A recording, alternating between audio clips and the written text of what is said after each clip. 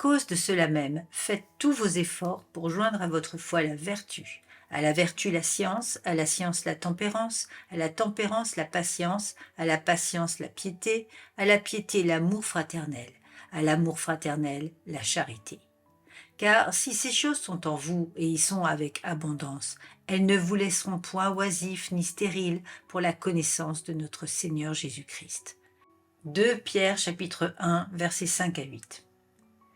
Le verset 8 nous précise « Car si ces choses sont en vous et y sont avec abondance, elles ne vous laisseront point oisifs ni stériles pour la connaissance de notre Seigneur Jésus-Christ. » Voilà une vérité tellement fondamentale pour notre santé spirituelle.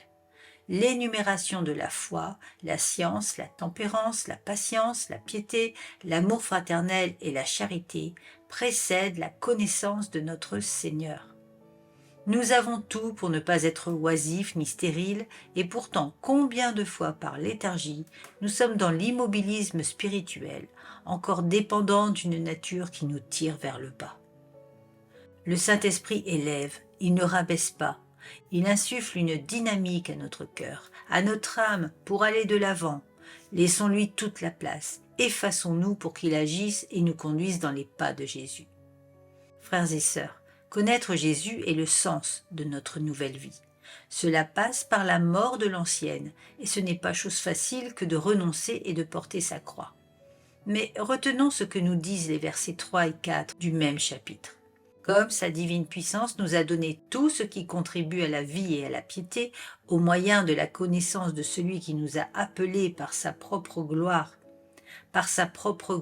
et par sa vertu, lesquelles nous assurent de sa part les plus grandes et les plus précieuses promesses, afin que par elles vous deveniez participants de la nature divine, en fuyant la corruption qui existe dans le monde par la convoitise.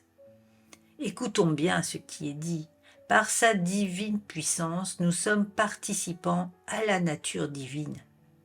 Quelle promesse, quelle bonne nouvelle et quel privilège!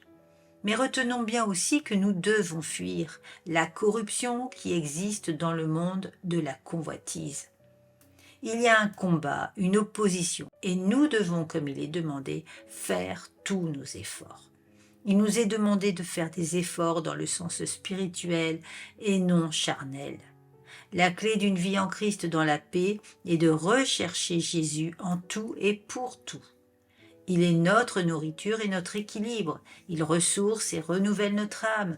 Il recharge nos batteries en permanence.